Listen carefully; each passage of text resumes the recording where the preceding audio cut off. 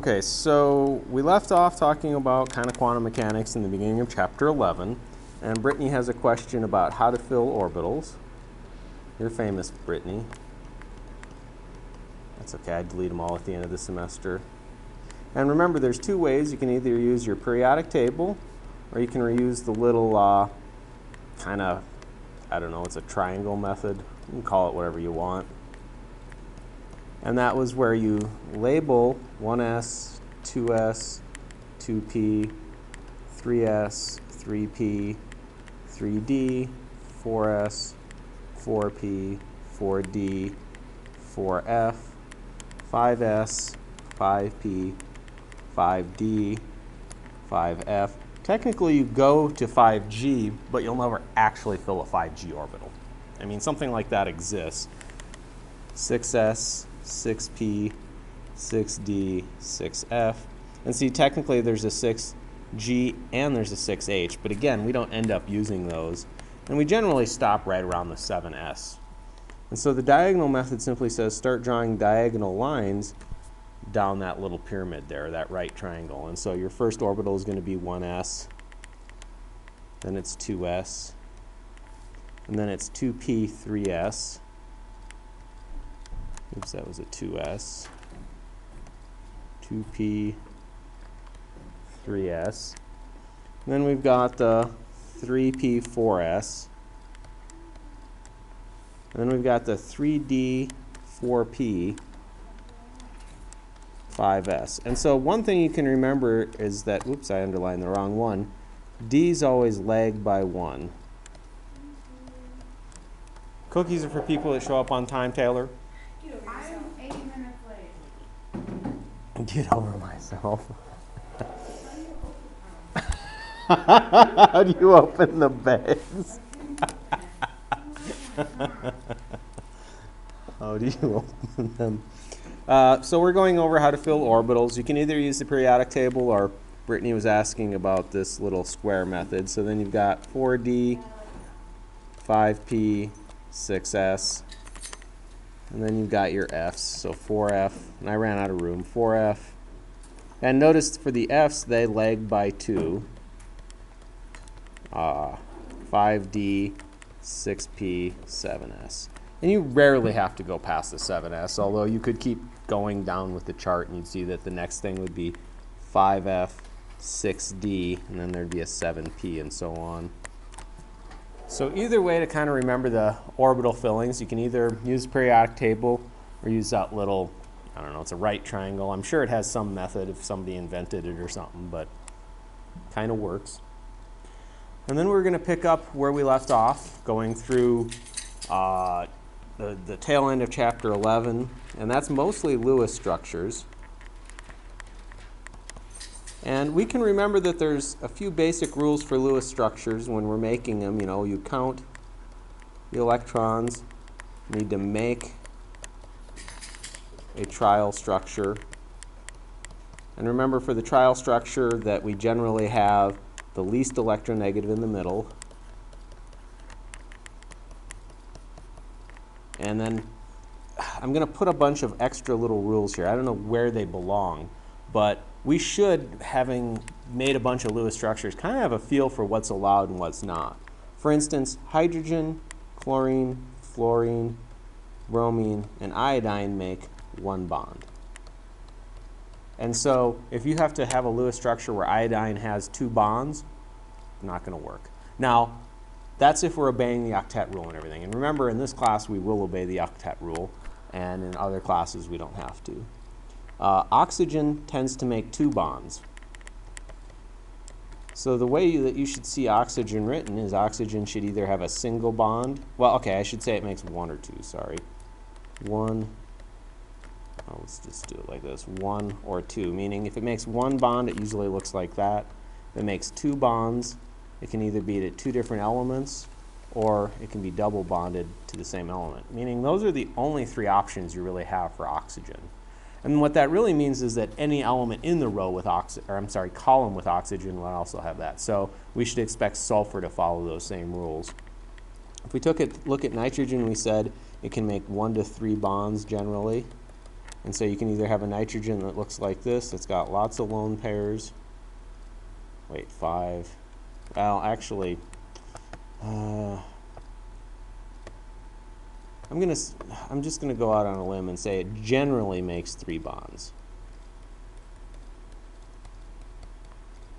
because that's what you'll see most often, like 99% of the time. And so we won't go through exceptions. So you can either have nitrogen with 3 bonds and a lone pair. You can have, say, a double bond and a single bond and a lone pair, or it can have a triple bond to something and a lone pair of electrons. And then carbon pretty much generally makes 4 bonds. To be honest, I can't think of an example where it doesn't. And so you can have either 4 single bonds, or you can have, you know, a couple single bonds and a double bond.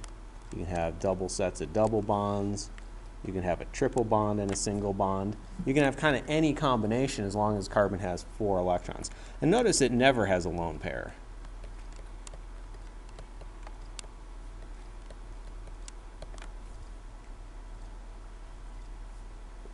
Let's see, what other, and remember these rules apply to any elements in these rows, right? So we just should expect kind of the same thing.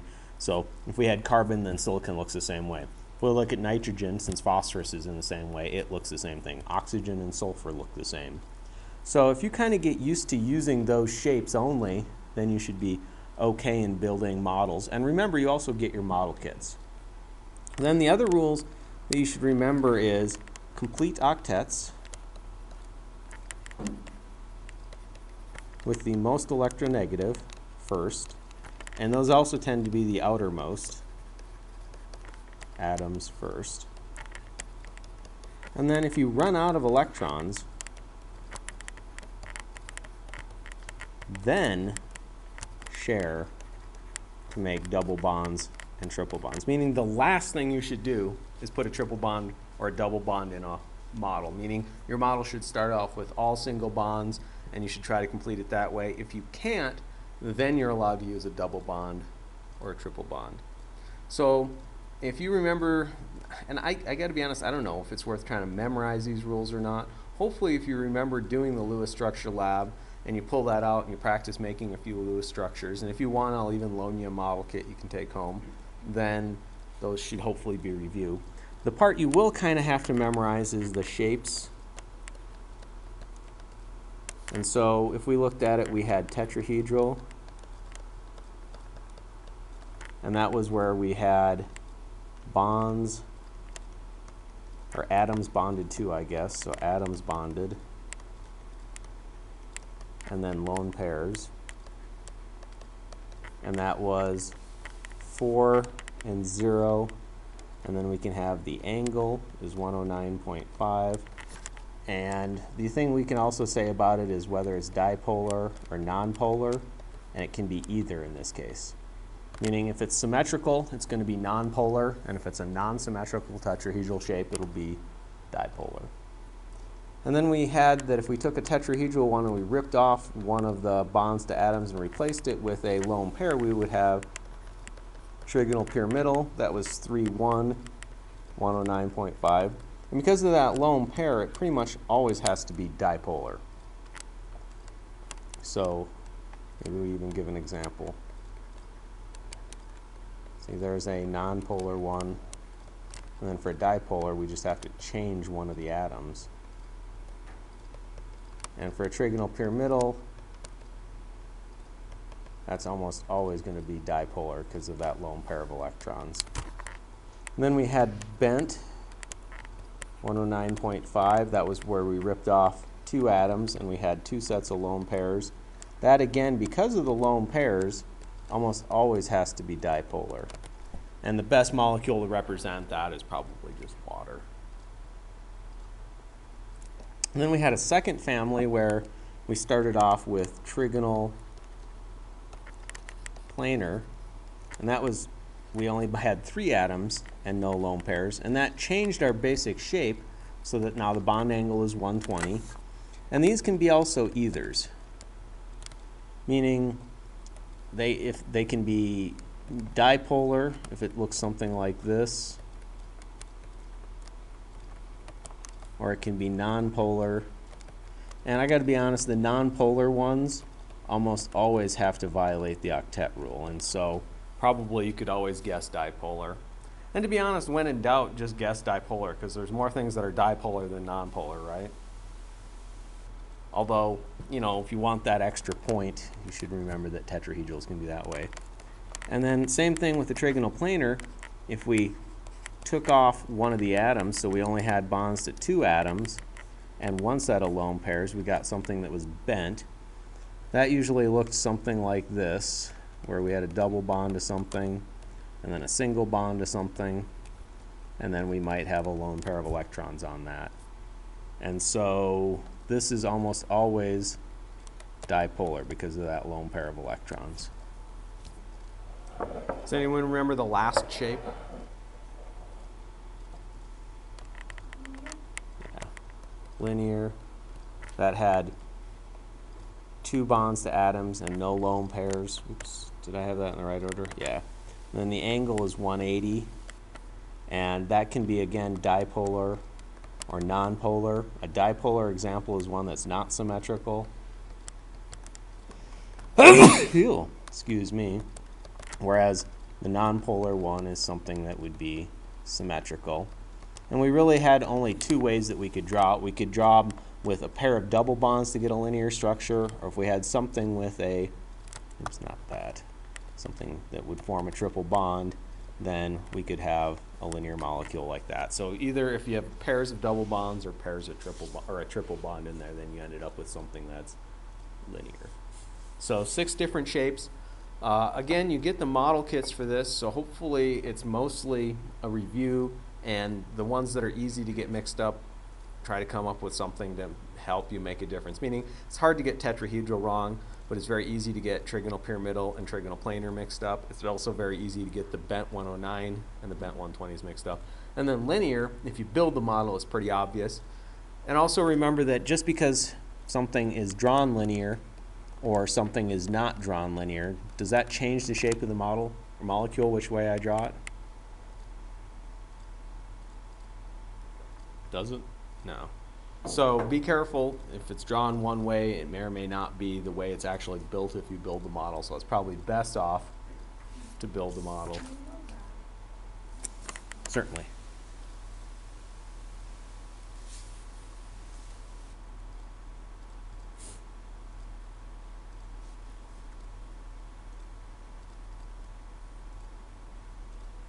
And then we're getting into stuff that we just took the test on. And so what we'll try to do is we'll try to narrow the scope of what you have to focus on so that, you know, it's not like you're taking the chapter 13 through 16 test again. Although I have to be honest, hopefully it all rings a bell and you're like, oh gosh, a question on which way the reaction shifts from chapter 16 that looks exactly like the test question, that looks exactly like the homework questions. Wow, what color me surprised. But hopefully that will be a reaction to parts of it. You'll just be like, I already knew that was coming. Are we good to go on sort of the chapter 11 stuff here?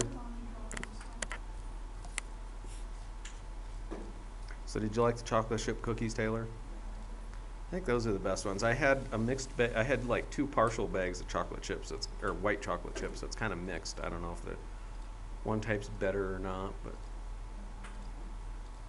I don't know. I'm always torn between those, and I really like the oatmeal raisin ones just because I figure with raisins and nuts in it, it's quasi-healthy. Like, at least it's healthier than a chocolate chip cookie. I mean, I'm not saying it's like health food. Exactly.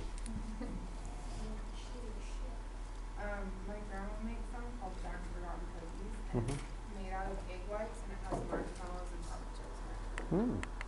So, and you basically just put them and put them in the oven just to sit, like you don't even turn the oven on. Interesting. And they just fluff up. Sounds intriguing. I'm kind of been looking for new types of cookies to make. I don't know what type. That's not too hard though, because I'm lazy. You want 1 or 2?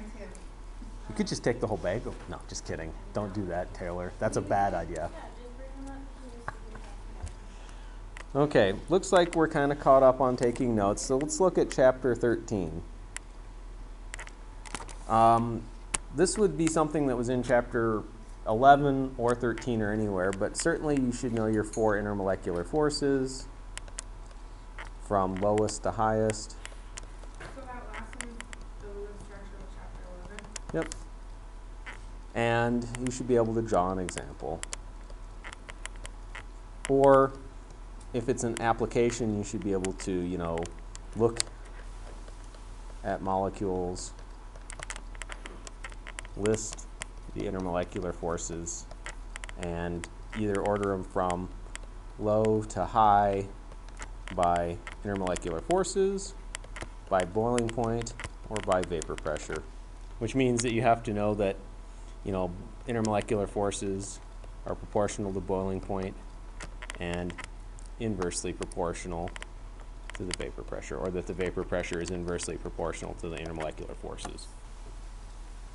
And that's a good way for me to test multiple questions in that, can you list the intermolecular forces? And then once you know the intermolecular forces, do you put the molecules in the right order because you know they're proportional to boiling point or inversely proportional to vapor pressure?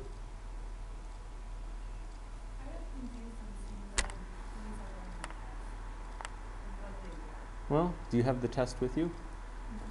If you want, we can just go through that test question and use that as our example.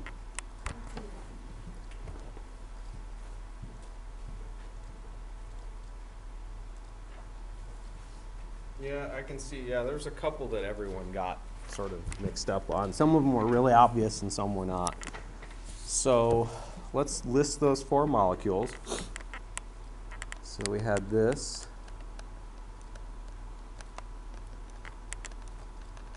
We'll call that molecule A, I guess. We had HF, molecule B. We had,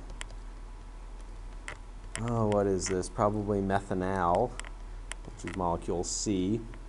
We had a dicarboxylic acid, wow, for this one, for D. And then E was, oops, something with a carbon double bonded to hydrogens like this. So this was D and E. Now, how you decide to start listing these is up to you. If you want to list them from the lowest to the highest or the highest to the lowest. I mean, we know they all have LDFs, and so to a certain extent if people list LDF for everyone, I don't mark you wrong, but usually what we care about is the strongest intermolecular force present. So here, the ones that only have LDFs are this, the first one, because it's symmetrical basically, right? And basically anything that's just carbon hydrogen is going to be just have LDF forces, meaning there's not a big enough difference in electronegativity between the carbon and the hydrogen to make it. And so a lot of people got mixed up because the last one is just another example of LDFs. Doesn't matter that there's a carbon-carbon double bond in that molecule, it's still symmetrical and it's still primarily carbon and hydrogen.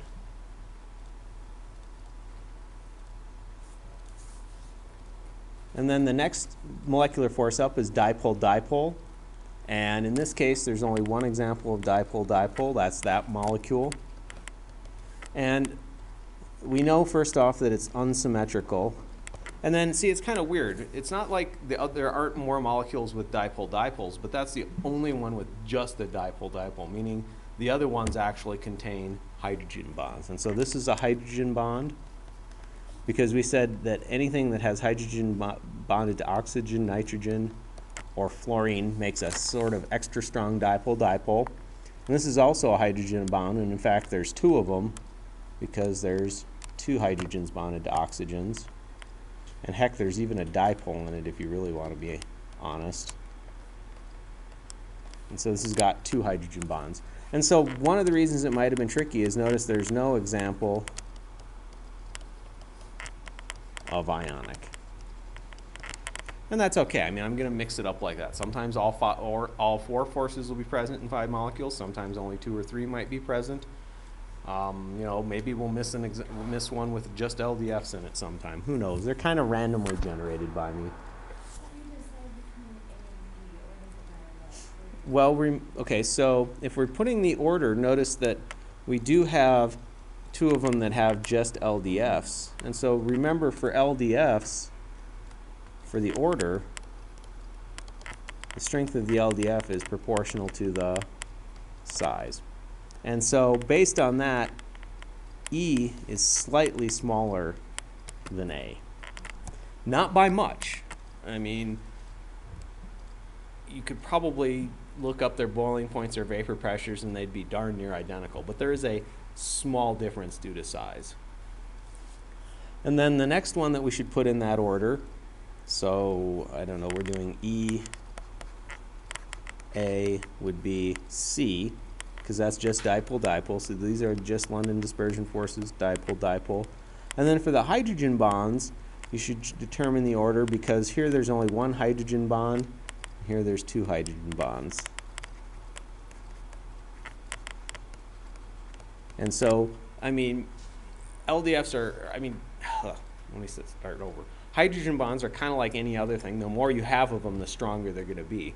Now, if you had just HF versus just, like, say, HO or something weird like that, which you really couldn't have, but just a single OH, then you'd have to know something about the electronegativities and which one tends to form stronger hydrogen bonds. But in this case, you're choosing between something that forms one hydrogen bond and something that forms two hydrogen bonds. Plus, technically, it's got that dipole-dipole if you really needed a tiebreaker in it, because it's got, you know, the partial positives there and there, or partial positive, partial negative, I mean. So that would be the order that you would go on the test. Does that help a little? So, yeah, just be aware that, you know, sometimes one of them is missing. I think sometimes when I do things like that, it tricks people if there's something missing. Other things from chapter 13 that are important are any charts or graphs. And so if you think about it, we had two of them in there. We had the phase diagram that looked like this.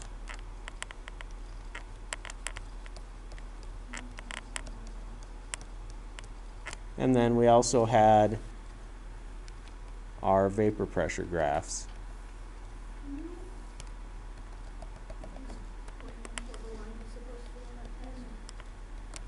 Yes, I will. This was, oh, sorry, this is vapor pressure, this is temperature, this is technically temperature, and heat added.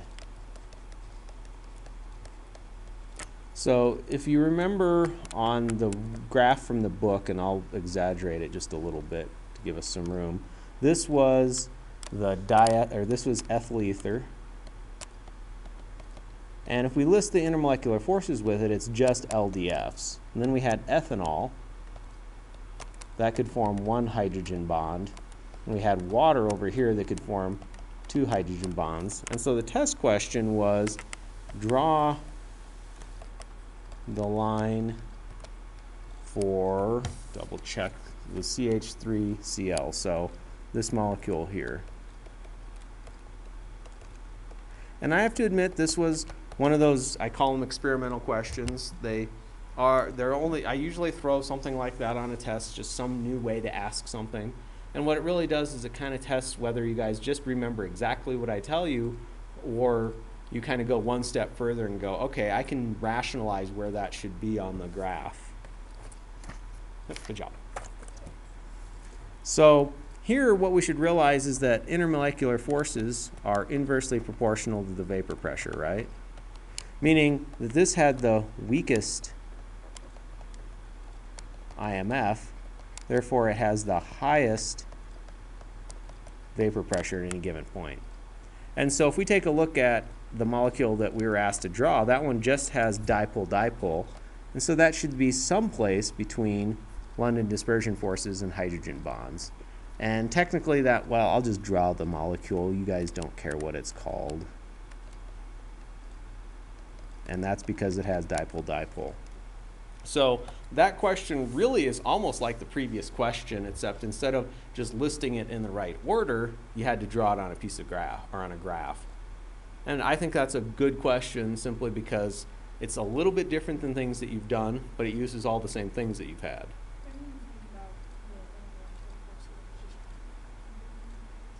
Boiling points is a good way to think about it too, because remember, intermolecular forces is proportional to boiling point, and we know that this is the boiling point for all of those, and so we'd expect, based on boiling point, that it should also be in the middle because it should be higher than LDFs but lower than the example with a hydrogen bond in it.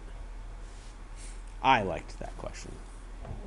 I know, it was only 2 points. I figure it's probably not going to cause anyone to fail the class or pass the class or anything like that. I think it's fair to throw on.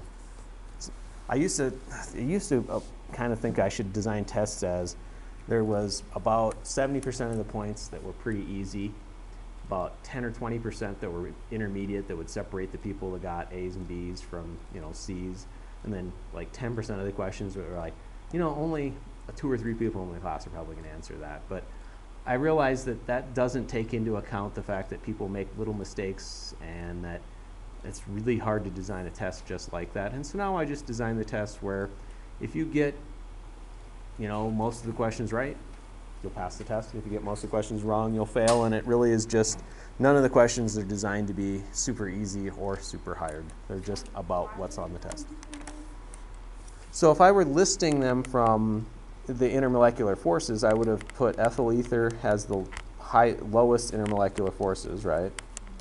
And then I would have said that the molecule that we're talking about has the next lowest. We'll make that the Cl. And then it would have been my ethanol, and then it would have been my water. And so if I'm listing them from highest to lowest in vapor pressure, then it's the exact opposite. Water is going to have the lowest vapor pressure. So notice down here, that's the lowest line, right? And then ethanol, and so notice ethanol's line right here is the next lowest at any temperature. Then my molecule, and then last would be ethyl ether. So that at any given point, if I just randomly picked a point, that's the order that those lines would have gone in. Yes, she wanted to know about the intermolecular forces between the molecules, and that's why I drew them on the board, which I probably should have just drawn them on the test too, because you can't really see the pictures on the test. Although, interesting. I drew ethanol with an extra CH group in it. That's okay. Wouldn't change the answer. Although it does make the molecule not ethanol, but propanol, which is what you guys will learn next semester. Oh, such enthusiasm. This is why I'm a teacher. So I would know those graphs and be able to at least sketch them or use them. I would know the phase changes. Settle down, puppy.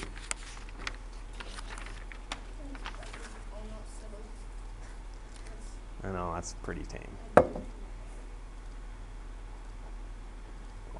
Ooh, coffee's getting cold and nasty. We better put it far away. I would know some basics of basically intermolecular forces. We've already written it, but I'll just go ahead and put it up here again. And what we were able to do is phrase questions like, is molecule A or B have a higher, say, boiling point? Or I might ask it in reverse order and tell you the boiling points to say which one can form hydrogen bonds, and so molecule A might look like this.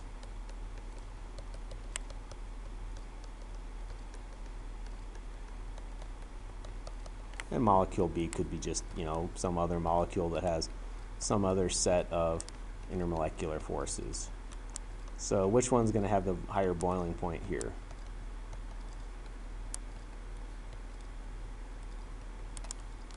A or B?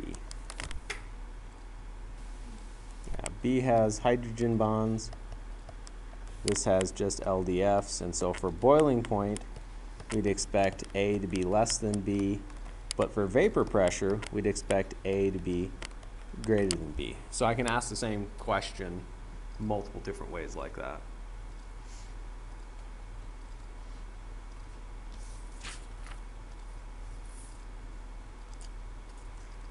Okay, for chapter 14, waiting patiently or impatiently, I don't know, case may be. So Brittany, how did you do at the games last night? Did you get yelled at all? Good job. Boys' game was pretty good up until about 10 minutes when it was really obvious that we just, no matter how close we could seem to get, we would just never get close. No idea. I was walking out. I said, who cares? Has anyone heard? Yes, and you didn't bring me one. Cheesecake's one of my favorite foods.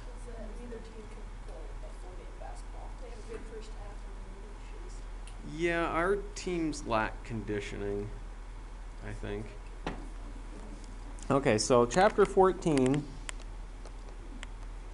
what we'll want to know from that is basically, you know, how to tell if something's unsaturated, saturated, or supersaturated based on the graph and using those ratios. So we always had, you know, if we had 9 grams of KCl per 25 grams of H2O, that's what we were given, and we want to compare that to grams of KCl versus 100 grams of H2O, because remember, that's what the chart's given in. And so you just solve for x. You get, in this case, since I made it nice and easy, 4 times 9 is 36 grams of KCl. And we have to be given a temperature, so let's say this is at 50 degrees Celsius. You look on your chart, let's see, 50 degrees Celsius for KCl should be about, oops, which one is KCl? Should be about 42 grams. Therefore, that would be an example of unsaturated. So, you know, essentially just using that chart. Other things from chapter 14 are, let's see, if we have solids and liquids, we know that as we increase the temperature, we increase the solubility, and as we increase the pressure, there's no effect. And if we compare that to gases and liquids, then it's kind of the opposite. If I increase the temperature, that means I decrease the solubility. But if I increase the pressure, I increase the solubility.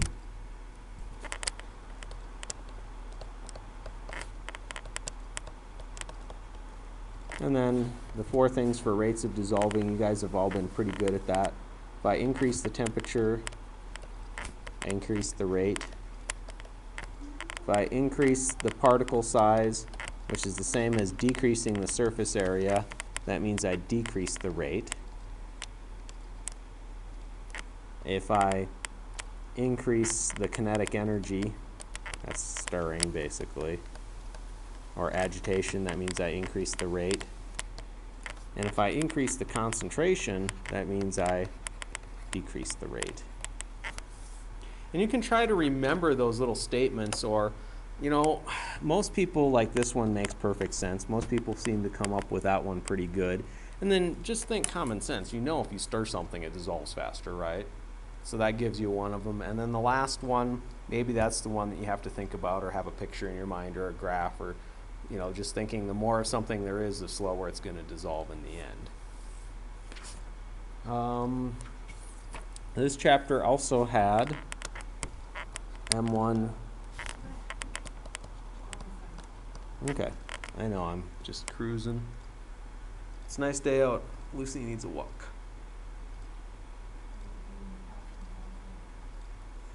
Make sure you go out and take a walk then at some point, or do something.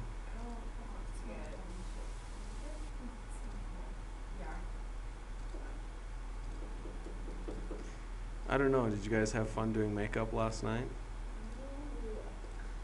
You didn't? It wasn't bad. I just don't like that much. Yeah, Katie looked, oh, Katie's didn't come out too bad. I mean, it was a lot of make. It wasn't like, it wasn't, like super excessive, but it was more than she would normally wear, which looked nice. She looks really good without. I didn't see her. So. If I was going out to like the bars or something in Junction, like I would just kind of suck it up. But it's strange, like you don't see anything worth your time. So it's just kind of like it was fun to do it, but. Look very comfortable, dog. M1V1 equals M2V2. Keyword there is dilution.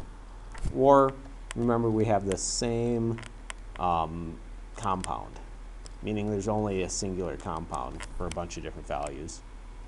And remember, we kind of contrast that to in chapter 15 when we talk about titrations, in which case the keyword is titrate or neutralize. And in that case, we do have an M1, V1, M2, V2, but the key here is that this might be about HCl, and this might be, say, NaOH or something, meaning it's two different compounds.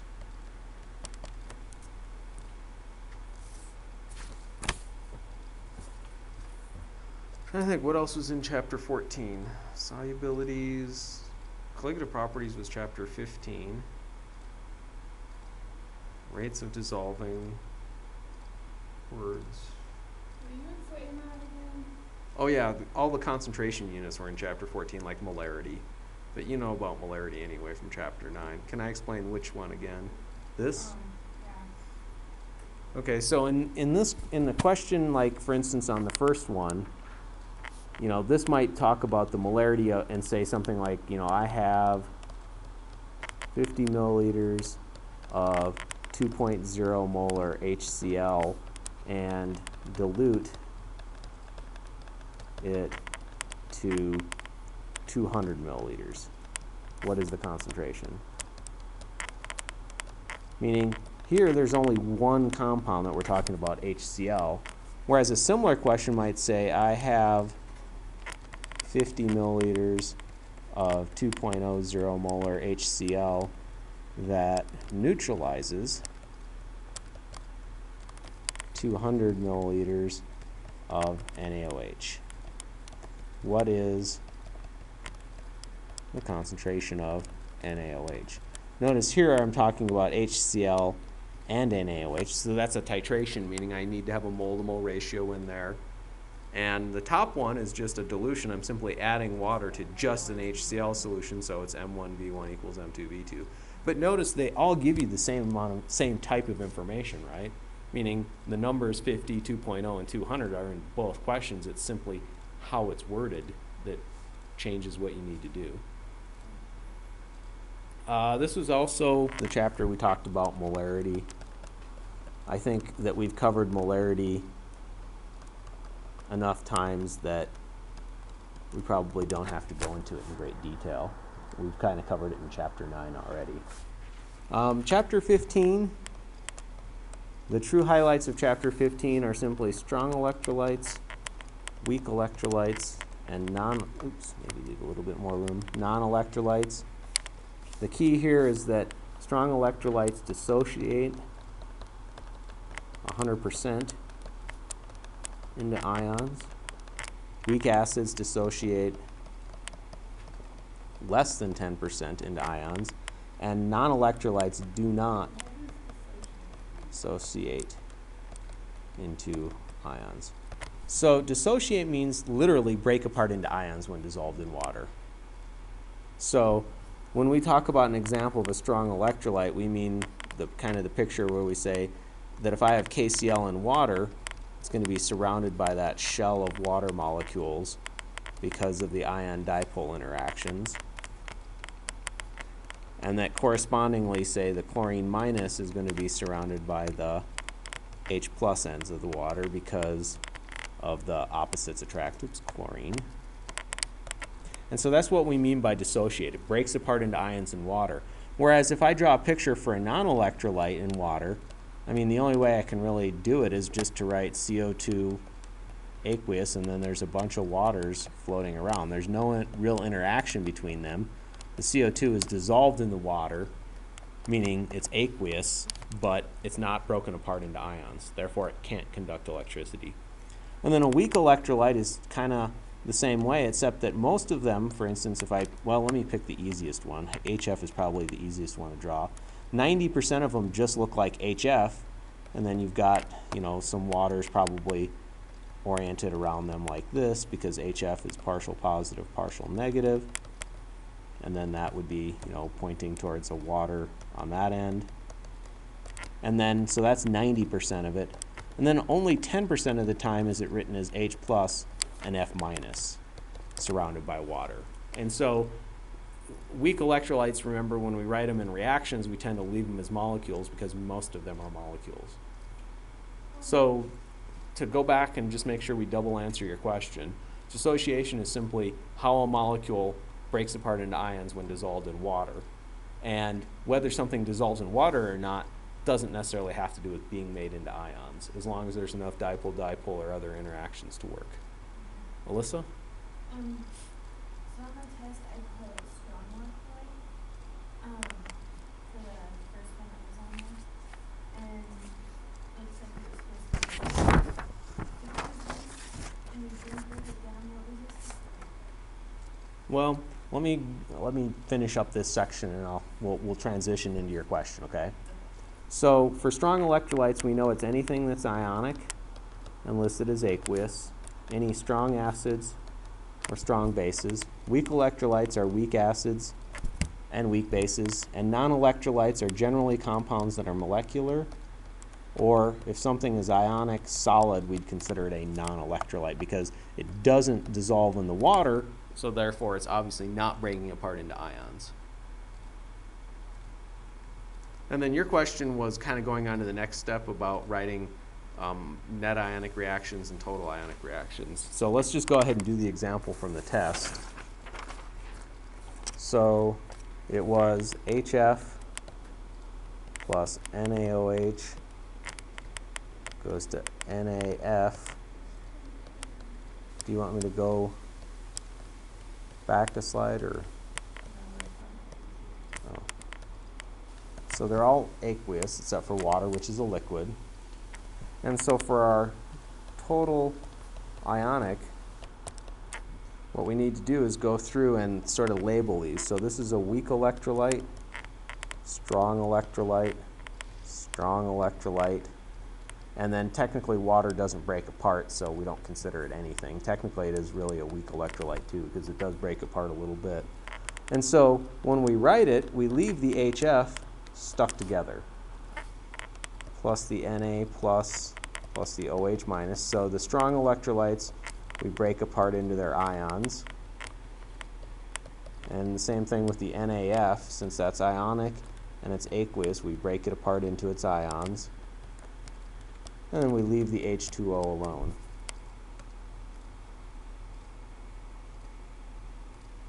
And then if we look at the net ionic, that's only things that change. And so what we do is we kind of just cross out the stuff in the previous reaction that don't change. And notice there's only one thing that doesn't react, and that's the sodium. And so what we're really saying is that HF aqueous, meaning a weak acid, will always react with OH minus to form F minus, or whatever ion it is, plus water. So weak acids react with OH minus to form water. So the key, I would say, to writing the total ionic and net ionic is, first off, you have to be able to just label everything as weak electrolytes, strong electrolytes, and non-electrolytes.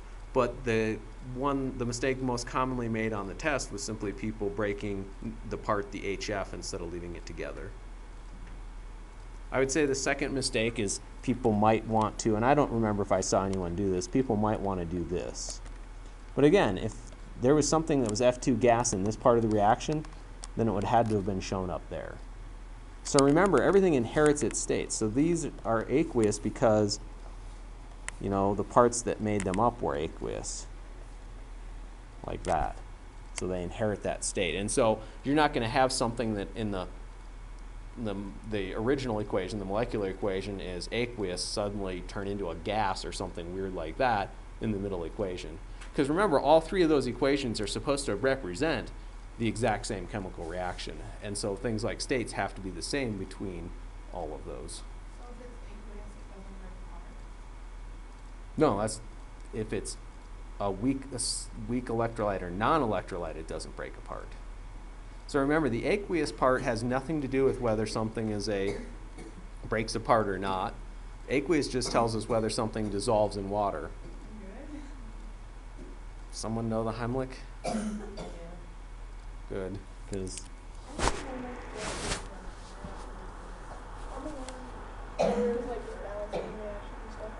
yeah. Yep. Acid plus a base. So notice that the first one is acetic acid, the second one is potassium hydroxide. You've got your H and your OHs to make bases and stuff.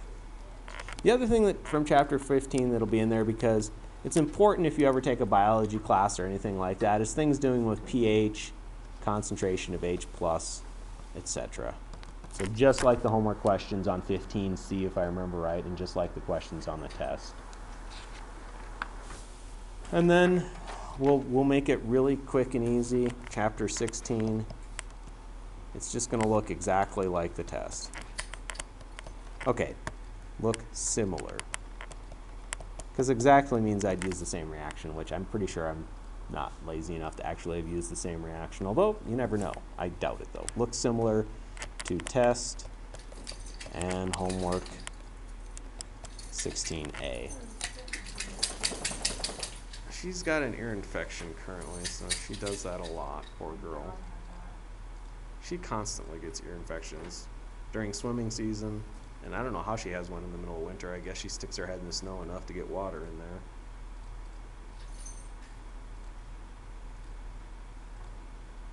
So I think that's it for general review. What I'm going to do is I'm just going to stop the recording, because if anyone's listening, it's going to be kind of strange, or questions that people would ask if